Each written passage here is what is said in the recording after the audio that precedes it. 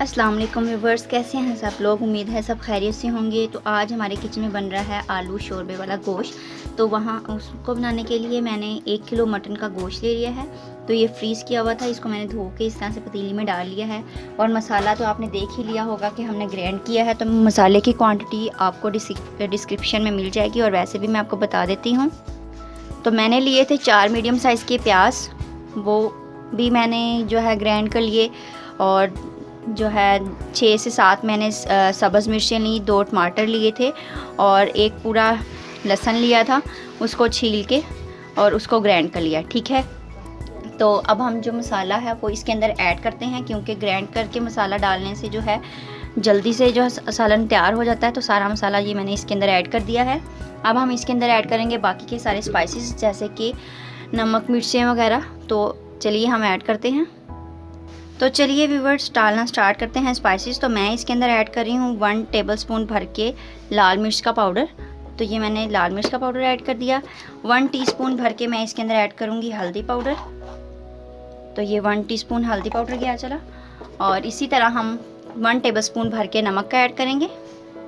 तो ये मैं इसके अंदर ऐड कर रही हूँ 1 टेबलस्पून भर के नमक। ये सारी चीज़ें तो हमने ऐड कर दी हैं इसके अंदर। तो अब हम जो है पानी ऐड करेंगे। पानी ऐड करके और फ्लेम को हम ऑन कर देंगे। ठीक है, तो पानी ऐड करने के लिए जिस क्वांटिटी का मैं ये बाउल ले रही हूँ, आपने सिर्फ 1 भर के इस तरह का डाल देना है। तो ये पानी ऐड कर देंगे इसके अंदर। तो मैं ये इसके अंदर ऐड कर दिया है पानी।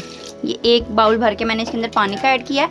अब फ्लेम को हम कर देते हैं ऑन। आपने लो टू मीडियम फ्लेम पे इसको कुक करना है तकरीबन 8 से 10 मिनट के लिए। पानी भी हमारा अच्छे से खुश्क हो जाए और जो गोश्त है वो भी गल जाए।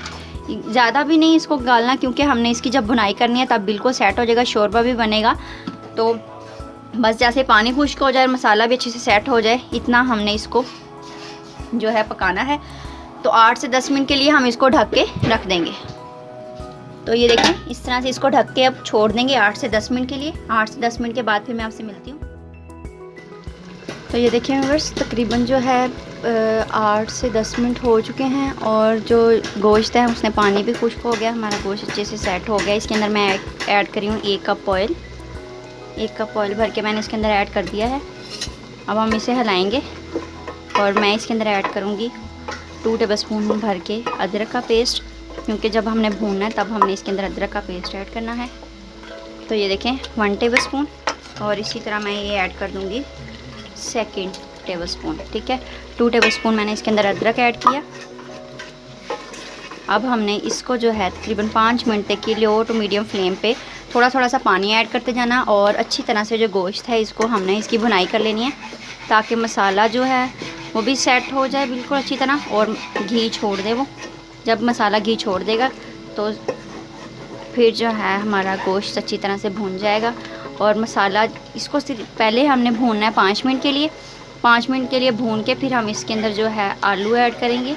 आलू मैंने धो के अच्छी तरह से काट के रखे हुए हैं। मैंने 4 आलू लिए हैं मीडियम साइज़ के, आप जितने मर्ज़ी ले सकते हैं अपनी मर्ज़ी के मुताबिक। तो इसको अब हम भुनाई करेंगे इसकी तकरीबन 5 मिनट के लिए। तो ये देखें व्यूअर्स, जो मसाला है वो हमारा अच्छी तरह से जो है 3 से 4 मिनट हो गए हैं तकरीबन। तो मैंने जो है मसाले को अच्छी तरह से काफ़ी अच्छी तरह से भून लिया है। मसाला जो घी छोड़ रहा है, तो अब मैं इसके अंदर आलू ऐड करूँगी। तो ये देखें, इस साइज़ के आपने आलू ऐड करने हैं। मैंने अच्छी तरह से धो के इनको काट के रखा हुआ था। तो मैं इसके अंदर सारे आलू ऐड कर दूँगी, और आलू ऐड करके भी आपने इसको थोड़ा थोड़ा सा पानी ऐड करते जाना है, और हल्की आग पे आपने इसको भूनते जाना है। तो इसको अब हिलाएंगे। तो ये देखें, इस तरह से आपने इसको हिलाना है। और अब आपने आलू जो हैं वो थोड़ा सा गलने में लेते हैं टाइम। तो आलू डाल के आपने इसको तकरीबन भूनना है 5 से 7 मिनट के लिए। लो टू मीडियम फ्लेम ही रहने दें, फ्लेम ज़्यादा नहीं रखनी, नहीं तो ये नीचे से जल ना जाए। और अब आपने इसको भूनते रहना है तकरीबन 5 से 7 मिनट के लिए। थोड़ा थोड़ा सा पानी ऐड करें। पानी मैं आपको दिखा देती हूँ कि इस तरह से थोड़ा सा पानी ऐड करें और इसकी अच्छी से भुनाई कर लें। जब नीचे लगने लगे थोड़ा सा और पानी डाल दें और भुनाई करते जाएं। तो तकरीबन 7 मिनट तक आप इसकी भुनाई कर लें अच्छे वाली। دیکھیں ویورز جو مسالہ ہے وہ کتنی اچھی طرح ہمارا بھون چکا ہے، یہ آپ دیکھ سکتے ہیں مسالے نے گھی چھوڑ دیا ہے اور آلو جو ہیں وہ بھی ہمارے اچھے سے سیٹ ہو چکے ہیں۔ اب ہم اس کا شوربہ بناتے ہیں۔ تو شوربہ بنانے کے لیے جو باؤل میں نے اس کے اندر پانی ایڈ کیا تھا پہلے گوشت کو اور مسالے کو پکانے کے لیے، وہی باؤل بھر کے میں اس کے اندر 2 جو ہے پانی کے ایڈ کروں گی شوربے کے لیے۔ آپ اپنی مرضی کے مطابق اپنی کوانٹٹی کے حساب سے آپ جو ہے پانی اس کے اندر ایڈ کر سکتے ہیں۔ تو میں اس کے اندر وہ 2 باؤل ایڈ کروں گی، کیونکہ جو مسالہ ہے وہ تو اس طرح سے یہ دیکھیں اچھی طرح سے یہ ہمارا جو سارا کک ہو چکا ہے اور اچھی طرح سے بھن گیا ہے۔ اب میں اس کے اندر ایڈ کر رہی ہوں 2 کپ یہ بھر کے، اس سائز کا مگ جو ہے وہ میں نے لے لیا، تو اس کے اندر 2 بھر کے ہم ایڈ کر دیں گے۔ اور آپ دیکھ سکتے ہیں کہ اتنا اچھا سے اسے بھون گیا ہے کہ اوپر جو ہے تری بھی آ چکی ہے، سارا گھی جو ہے وہ اچھی طرح سے اوپر آ گیا ہے۔ تو یہی بس میں اتنا ہی شوربہ رکھوں گی، آپ اپنی مرضی کے مطابق کم یا زیادہ کر سکتے ہیں، ٹھیک ہے۔ تو بس اب ہم اسے ڈھک کے چھوڑ دیں گے کہ جو شوربہ ہے وہ پک کے تھوڑا سا سیٹ ہو جائے، اور تھوڑا سا جو شوربہ ہے وہ جب پک جائے گا تو میں آپ کو پھر دکھاؤں گی۔ تقریباً ہم نے اس کو 5 منٹ کے لیے لو ٹو میڈیم فلیم پہ پکانا ہے، بالکل ہائی فلیم نہیں کرنی ہے آپ نے، یہ نہ ہو کہ سارا جو شوربہ ہے وہ سوکھ جائے۔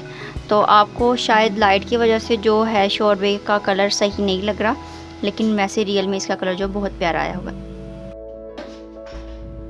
تو یہ دیکھیں بس تیار ہے ہمارے مزیدار سا آلو شوربے کا سالن بن کر۔